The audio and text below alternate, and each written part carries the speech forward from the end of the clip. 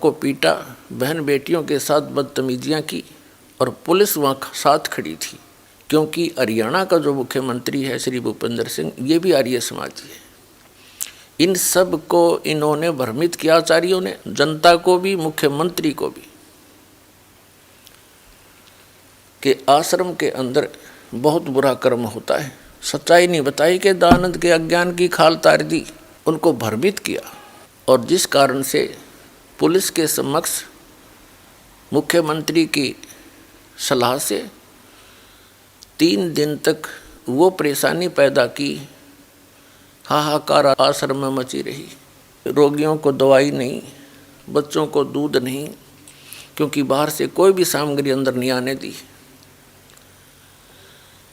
और 3 दिन भूखे प्यासे भय के वातावरण में जीवन व्यतीत किया।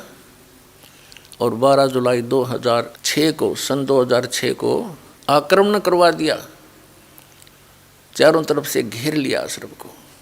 आश्रम में उपस्थित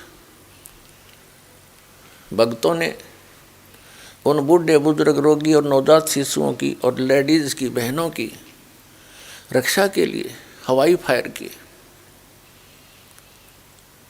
और तीसरे दिन हमारे ऊपर एक झूठा केस बनाकर 302 का हमें जेल में डाल दिया, आश्रम छीन लिया, लुटवा दिया। पुलिस की प्रेजेंस में चोरियां करवा दी, एसी तक उठवा दिए।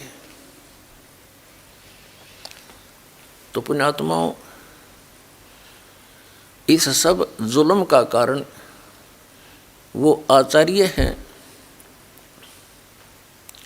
वो प्रवक्ता हैं, जिनको स्वयं ज्ञान नहीं था कि महर्षि सिद्धांत सचमुच इतना बुद्धिहीन था। न उसको वेद ज्ञान था, न उसको खगोल भगोल का ज्ञान था, और न ही वो समाज सुधारक था। ये उनकी पुस्तकों में लिखा था, दास ने पढ़ा और आपके रूबरू कर दिया। तो इन आचार्यों को, इन प्रवक्ताओं को समस्या पैदा होगी कि तुम्हारे ही अनुयायी तुम्हें धिक्कारेंगे कि अब तक तुम के पढ़ा करते, इसमें क्या बताया तुमने, हमारे को लोक वेद सुनाते रहे। इस डर से इन्होंने जनता का ध्यान बांटने के लिए क्रोथा कांड करवा दिया। इन्होंने जब देखा कि रामपाल फंसा नहीं, आदमी कोई मरा नहीं, और ये तो बात बिगड़ गई।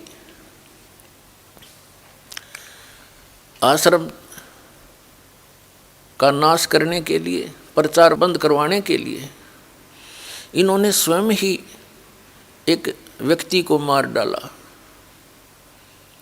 क्योंकि शराब प्या के बदमाश ला रखे थे, स्वयं भी इनके अनुयायी आए हुए थे।